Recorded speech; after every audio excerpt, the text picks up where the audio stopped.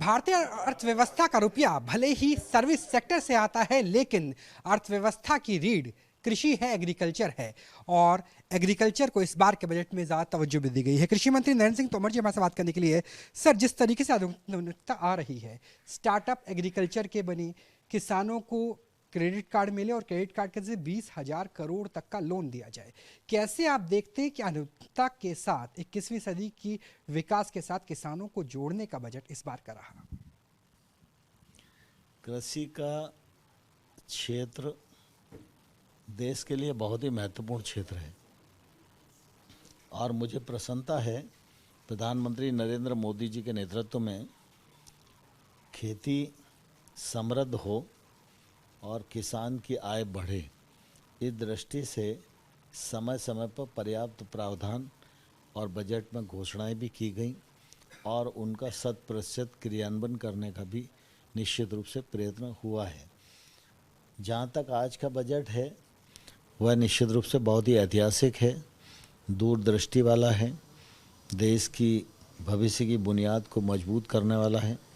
इस बजट में सभी वर्गों का, सभी क्षेत्रों का व्यापक रूप से ध्यान रखा गया है, जिसका फ़ायदा आने वाले कल में देश को मिलेगा।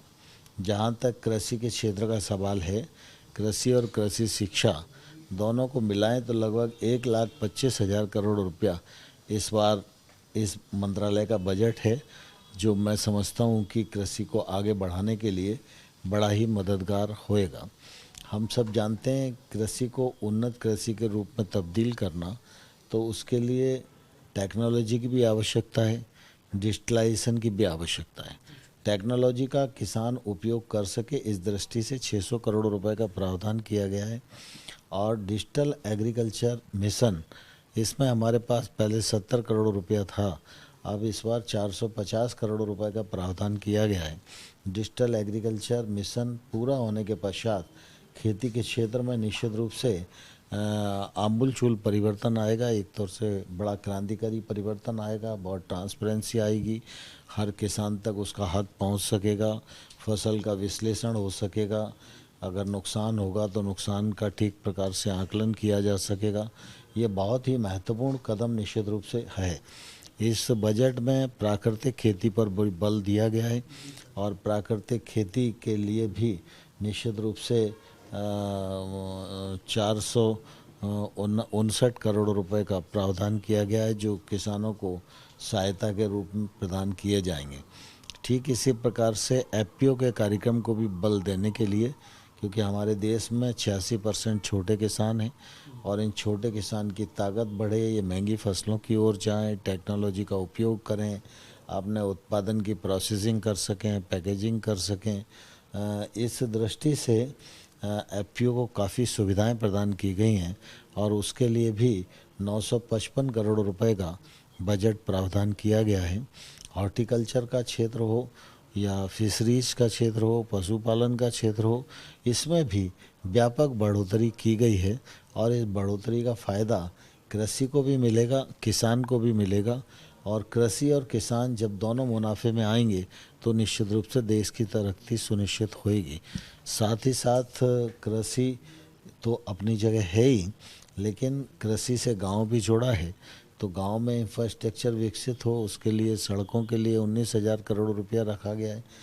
हर गरीब आदमी को आवास मिले, उसके लिए 79 करोड़ रुपए का प्रावधान किया गया है।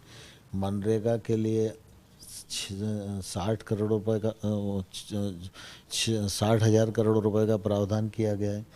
कुल मिला के चाहे वो रक्षा का क्षेत्र हो, गृह का क्षेत्र हो, हवाई जहाज का क्षेत्र हो, रेल का क्षेत्र हो, दूर संचार का क्षेत्र हो, सभी क्षेत्रों के लिए पर्याप्त प्रावधान इसमें किए गए हैं।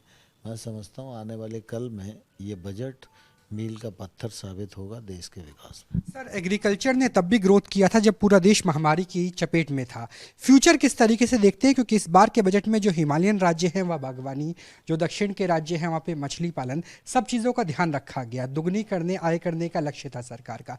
ऐसे में भविष्य क्या है किसान का, किसानी का भारत के अंदर? मैं समझता हूँ भारत में कृषि का भविष्य बहुत अच्छा है, किसान का भविष्य बहुत अच्छा है और कृषि मुनाफे में आए, इसके लिए पर्याप्त प्रयत्न पिछले बार से ही मोदी जी के नेतृत्व में किए जा रहे हैं, जिसका फ़ायदा देश भर के किसानों को मिल रहा है और आने वाले कल में भी ये बजट उसमें बड़ा सहायक होगा। न्यूज़ नेशन न्यूज़ स्टेट को वक्त देने के लिए बहुत बहुत शुक्रिया।